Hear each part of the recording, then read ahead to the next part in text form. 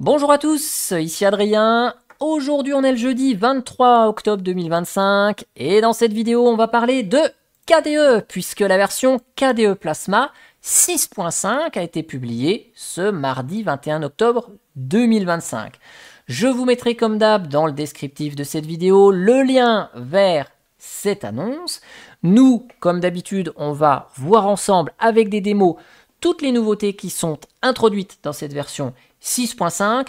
On est un peu en retard au niveau de l'enregistrement. La semaine, elle a été chargée, donc j'ai pas pu vous enregistrer et vous publier la vidéo le jour de l'annonce officielle. Mais on ne change rien à la présentation. On fait toujours comme d'hab. Je vous ouvre le panneau de configuration système. Vous voyez qu'on enregistre sur Arch Linux cette vidéo. On a donc déjà la version 6.5.0 de KDE Plasma. Ça arrivera d'ici quelques jours dans Fedora Linux 42 et 43 et vous l'aurez dans Kubuntu 26.04 qui sera la version LTS. Pas avant, vous l'aurez pas dans la Kubuntu actuelle normalement. Vous la voyez, la première nouveauté? Non, regardez bien. Bon, ok, je vous avoue, c'est pas une révolution, c'est pas la modification du siècle, mais juste pour info, on a les quatre coins arrondis sur les fenêtres. Voilà, j'ai vu ça dans les notes de version, je me suis dit, je vais vous le mentionner. Mais rassurez-vous, on a quand même beaucoup mieux que ça dans cette version 6.5. Regardez, je vais tout en haut dans paramétrage rapide et regardez, vous avez vu, la sélection du thème, elle a changé. Le thème clair, il a un petit menu déroulant qui permet de choisir le thème que vous souhaitez en thème clair. Vous avez la même chose en thème sombre, mais ça, ce menu, il n'arrive pas pour des questions d'esthétique. C'est surtout parce qu'on a un troisième choix qui est le choix automatique qui va permettre, ça y est, c'est inclus dans KDE Plasma, cette option automatique va permettre de basculer du thème clair en journée au thème sombre en soirée, la nuit et en début de matinée. C'est une fonction qu'on a dans d'autres environnements de bureau, dans d'autres distributions Linux, comme Zorin OS par exemple. C'est dispo dans GNOME avec des extensions, dans Deepin. Et bien là, c'est là et c'est natif dans KDE Plasma. Cette option automatique, voilà, là, ça bascule en thème sombre. On va voir comment ça se paramètre. C'est ici dans couleur et thème. Vous avez donc cette fois-ci plus ce menu qu'on avait avant de choix de thème. Là, on a le clair, le sombre. On a cette option qui permet de basculer du thème sombre au thème clair. Et on va pouvoir configurer le cycle jour-nuit directement via ce bouton. Et donc, soit ça détecte notre emplacement. Donc là, il nous met dans la mer. Donc, on va se mettre ici. Voilà. Et j'applique. Et donc là, il va détecter qu'on est en France. Et donc, il va nous mettre un thème clair entre 8h25 et 18h57 et un thème sombre le reste de la journée. Si vous souhaitez utiliser une date et heure personnalisée, vous pouvez mettre une date et une heure fixe avec une durée de transition disponible ici. Donc là, je rebascule en mode avec l'emplacement manuel.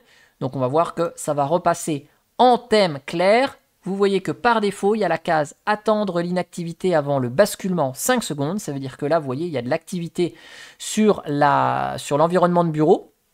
Donc, le thème ne va pas basculer si on est en train d'utiliser la machine ou si on est en train de jouer, si on a des applications actives. Par contre, si j'arrête de bouger la souris, on va voir qu'au bout de 5 secondes d'inactivité, le thème sombre rebascule en thème clair. Voilà, donc ça, c'est pour cette gestion automatique du thème en fonction de la journée.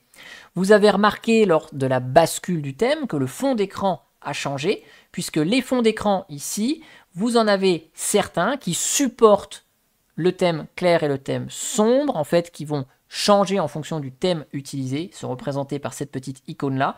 Donc la plupart des fonds d'écran qui sont livrés par KDE Plasma fournissent ces deux modes.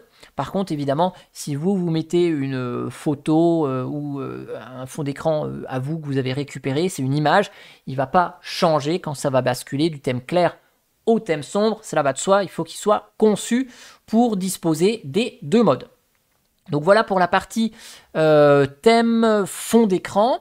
On va continuer l'exploration des nouveautés de ce panneau de configuration système. Je vais aller dans Permissions des applications, Quand on entend permission des applications, on pense tout de suite à application Flatpak avec des outils comme Flatseal que je vous avais présenté pour gérer les permissions des applications Flatpak.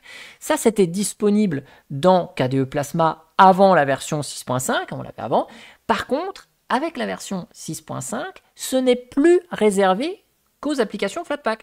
C'est aussi pour les applications système. Alors bien sûr, Firefox qui est installé depuis les dépôts de cette Arch Linux, il y a moins d'options qui permettent de régler les permissions des applications. Par contre, ça a été unifié dans un seul et même menu et vous allez retrouver toutes vos applis, qu'elles soient Flatpak ou non, à travers une vue unifiée. Donc ça, c'est pas vraiment un nouveau menu, mais il a été refondu pour que ce soit beaucoup plus cohérent. Et comme ça, si vous êtes sur KDE Plasma, vous pouvez gérer tout ça, les permissions des applis, pas besoin d'une appli tierce comme Flatseal que je vous ai indiqué juste avant. Je vais rabattre le panneau de configuration un petit instant. Je vais ouvrir KWrite, qui est un éditeur de texte. Hop. Et ici, je vais écrire coucou, je vais écrire bonjour. Vous savez, on a la possibilité de faire du copier-coller. Je copie, ok, je colle. On a le petit applet ici de presse-papier qui s'active quand on fait du copier-coller. Mais dans la nouveauté ici, c'est que quand on copie des éléments, ils s'ajoutent, donc on a plusieurs éléments qui peuvent s'ajouter dans le presse-papier, mais vous remarquez que là, il y a une petite étoile qui a fait son apparition, et vous pouvez, sur certains textes copiés, mettre des copies qui sont dans le presse-papier en favori, de façon à ce que quand la machine redémarre, ou à force de copier-coller, vous retrouviez certains copiés toujours disponibles dans le presse-papier. Et donc, vous avez une sorte de favori de presse-papier.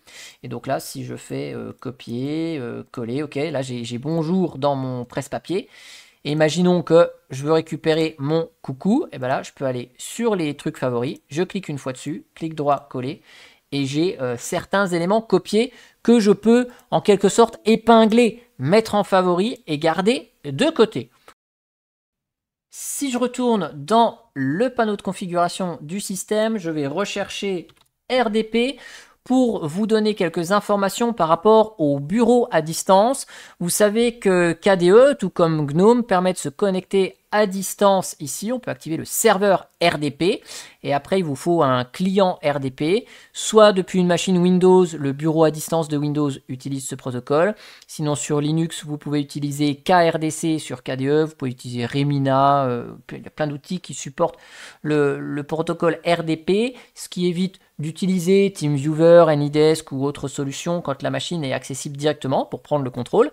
Et bien ce bureau distant, il prend en charge le partage du presse-papier dont on vient de parler. Ça veut dire que si depuis un Windows, vous vous connectez à votre machine ici qui est équipée de KDE Plasma, vous pouvez faire un copier-coller entre votre machine Windows et cette machine sur laquelle vous vous connectez à distance. Donc ça c'est cool. Et deuxième chose, vous n'avez pas besoin de créer des utilisateurs spécifiques maintenant pour utiliser la connexion à distance. Ça prend les utilisateurs qui sont créés sur le système. Autre chose dans le panneau de configuration du système qui vient être un petit peu modifié, c'est dans la vue Wi-Fi et réseau. Alors là, j'ai pas de connexion Wi-Fi sur cette machine, mais niveau ergonomie, ce panneau, il a eu une petite modification. Ça veut dire que vous allez pouvoir avoir la liste ici des réseaux Wi-Fi qui sont détectés et vous y connecter. Avant, vous aviez que la possibilité de vous connecter au Wi-Fi à travers l'applet de réseau, et là, vous les aviez. Eh bien, les réseaux Wi-Fi détectés font leur apparition ici, dans le panneau de configuration du système.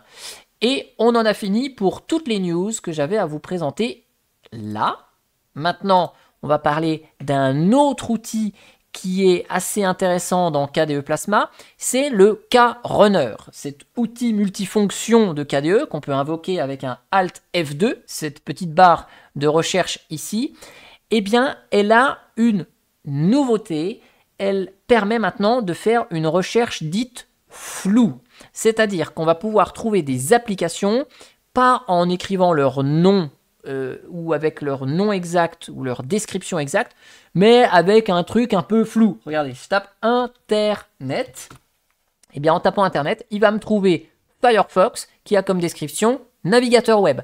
Donc Firefox ne contient ni Internet dans son nom, ni Internet dans sa description. Pourtant, avec Internet, on va trouver l'application Firefox. Vous voyez, on va trouver le pare-feu qui fait référence effectivement à peu près ce que veut signifier Internet.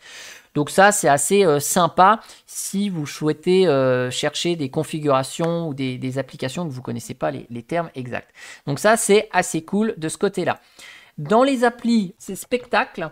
Donc Spectacle, ici, c'est l'outil de capture d'écran. On en a parlé dans la version 6.4, je crois, qui avait donc toutes ces nouvelles fonctionnalités dont je vous ai parlé. Et Spectacle permet également d'enregistrer une région rectangulaire, le plein écran et une fenêtre.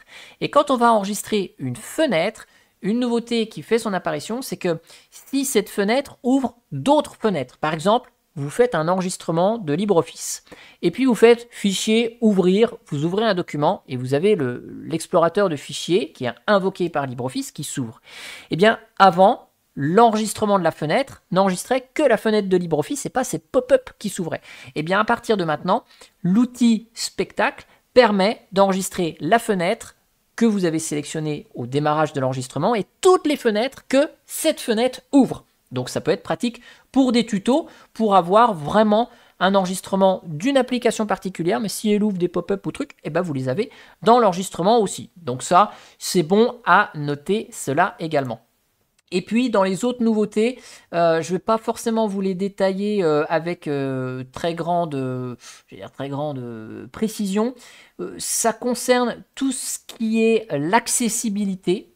KDE Plasma a fait beaucoup d'efforts sur l'accessibilité. Et dans les nouveautés, on a le lecteur d'écran Orca qui lit désormais les modifications qui sont apportées lorsque la majuscule se verrouille et se déverrouille. Voilà, donc ça c'est une aide supplémentaire qui est indiquée à l'oral. Les utilisateurs qui sont sensibles à la couleur ou daltoniens, voilà, vont pouvoir là utiliser un filtre de couleur en niveau de gris qui va désaturer ou supprimer les couleurs à l'échelle du système. Donc ça c'est amélioration pour ceux qui ont des problèmes de vision. Toujours sur la partie vision, on a l'outil de zoom qui va aussi avoir une nouvelle option, c'est ça, activer le suivi du pointeur d'insertion de texte, ce qui fait que quand vous allez zoomer, ça va zoomer sur le pointeur de la souris, et si vous saisissez du texte et que le texte n'est pas au même endroit que le pointeur, ça va zoomer là où vous mettez du texte, au lieu de zoomer là où il y a la souris. Et pour terminer, pour ceux qui ont toujours des problèmes d'audition, il y aura une notification visuelle qui va apparaître lorsqu'on va brancher un périphérique, genre une clé USB, pour faciliter l'information, l'accès à l'information qu'une clé USB a bien été reconnue, en plus de la notification audio. Donc ça, c'est pour ceux qui ont des problèmes plutôt d'audition. Après, il y a plein d'autres trucs qui ont été implémentés. Je vous laisserai lire les notes de version. Juste, je me permets de préciser qu'il y a la prise en charge dans ces nouveautés du niveau d'encre des cartouches d'imprimante. Si le pilote vous renvoie cette information, et vous pouvez recevoir des alertes s'il n'y a presque plus d'encre dans vos cartouches. Il y a d'autres choses, hein, mais je vous laisserai parcourir les notes de version ici, que je vous mettrai dans le descriptif de la vidéo. Si vous utilisez KDE Plasma et que vous avez déjà cette version 6.5 ou que vous allez la voir, n'hésitez pas à donner votre avis, me dire aussi quelle nouveauté vous a le plus plu dans cette vidéo. Et n'hésitez pas à vous exprimer dans ces fameux commentaires qui sont là pour ça. Et moi, je vous dis à bientôt pour une prochaine vidéo. Allez, ciao, ciao, bye bye!